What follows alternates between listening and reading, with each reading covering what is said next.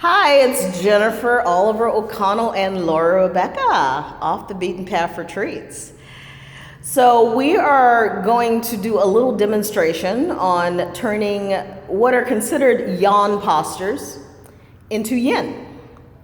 And there's no posture that's exclusively one or the other, but there are things that you can do to disengage certain muscles so that the bones can become engaged. Essentially, in Yang, you're wanting to engage the muscles. In Yin, you're wanting to disengage certain muscles so that you can get through to the bones and the ligaments and the deep tissues. And so that's the goal of converting a posture, is that, that's the goal of any yoga practice. What do I want to accomplish in this session, in this posture, in my body at this time? And in terms of Yin, what you want to accomplish is the bones getting some healing, getting some help. Let's do it. Let's do it. So plank pose, high plank, which... Gotta start with plank. You do, I do. Sorry. Okay. Which, Yin calls it, or Paul Grilly at least calls it, crocodile pose. But plank pose, or four-limbed staff pose, is what the Sanskrit comes by, is a pretty powerful posture. And it's definitely a Yang posture because you're engaging pretty much everything in this posture. Mm-hmm. People who have wrist issues, shoulder issues, things like that, even coming on their knees is not a fun opportunity for them. And that's one modification for this posture, but it's still not fun. Yeah, your wrists still don't feel good and your shoulders are going to give out in a little bit. So here is a way to Yin-ify the plank pose. So Laura, come on down to your knees. Grab a block, or two blocks actually, and place one block on one of your forearms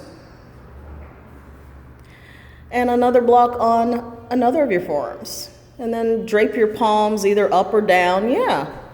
So right there, you've already, and lowering down to your knees, already you have disengaged a little bit in terms of the arm muscles at least.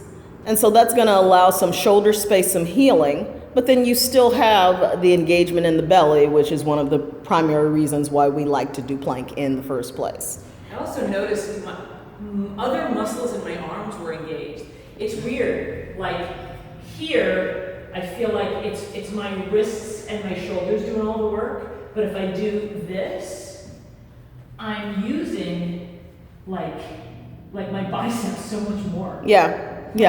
So you actually are building maybe a different set of muscles. You're not so worried about holding on. You're not worried about, are my shoulders hurting, what's going on. You're actually being able to focus in on certain key muscles as opposed to, just so involved in when am I going to get out of this pose. So that is one easy and quick modification for plank.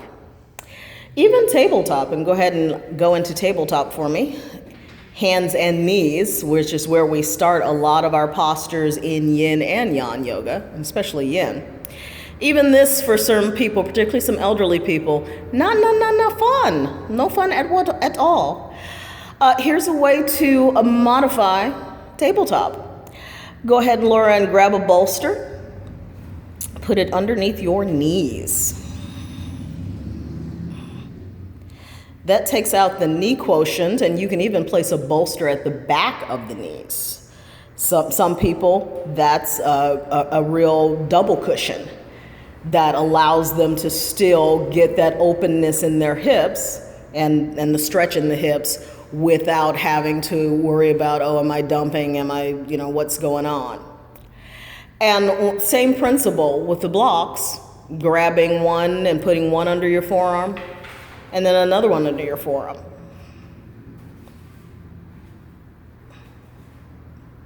Oh, wow. And this is a way to Yin-ify the Yang posture of tabletop. And you can stay in this a whole lot longer, really. If you even want to go further, you can grab a bolster. We won't demo it here, but grab a couple of bolsters and stick it underneath your belly and make it even more restorative. So there are means of getting a healthy, not only muscle opening, but bone opening, ligament rest in postures that normally you would think, they require lots of engagement. this is the way to change that up. Our last demo is the posture that we normally think of or call bound angle pose, Supta Baddha Konasana. And you think, well, how is that a hard posture? You know, why is that considered a yawn posture? There's a lot of engagement going on, even lying on your back with the soles of your feet together as much as you can. For some people who have lower back issues, this is no fun. You know, they're already stressing and straining. And people who have shoulder issues, also, this is not much of a relaxation. And if you don't have very wide open hips, you know, having the angle or getting the angle can sometimes be a complicated posture. So here's the way we make this more yin, and this is one of my favorite yin postures to teach, and this taps into every student every time. I've never seen a student struggle with this posture very much. So lower press up to your forearms. Grab your strap and take the loop of the strap. Good thing it already has a loop in there. Wrap it around the soles of your bound feet. So put your feet in bound angle and then just wrap the strap around it. Yeah. Like that? Put the soles of your feet more together. Yeah. And then wrap the strap. Good job. Good job. Don't lay back just yet. Grab one block and place it about, let's see. Yeah. Place it what we would call soda style. At the nape of or at the base of your head. So we're gonna put that one at the base of your head. Yeah, right there. All right, now press up again. We got one more to place. This one goes in between your shoulder blades. It's supporting the thoracic spine, which actually people with low back issues, sometimes it's more of a thoracic spine issue than it is a lumbar spine issue. We don't have enough openness in our thoracic spine. So go ahead and lay back with this at your thoracic. And the other one here. How does that feel? Feels great. Yeah, and it looks great. Feel really supported now. And the main thing is that I was feeling, because I have pretty bad sciatica, I was feeling a lot of tightness in my hip flexors. I don't feel it now.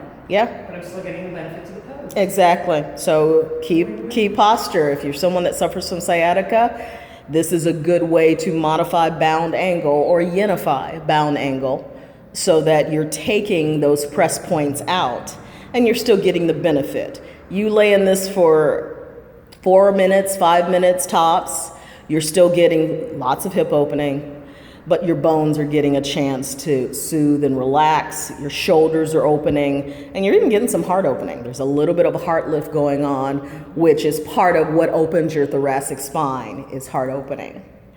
And so you're getting lots of benefit, and Laura's already like, you know, her eyes are getting droopy. Just being in this state already takes you out of that, I gotta go, I gotta move, into, oh, I can calm down, I can relax.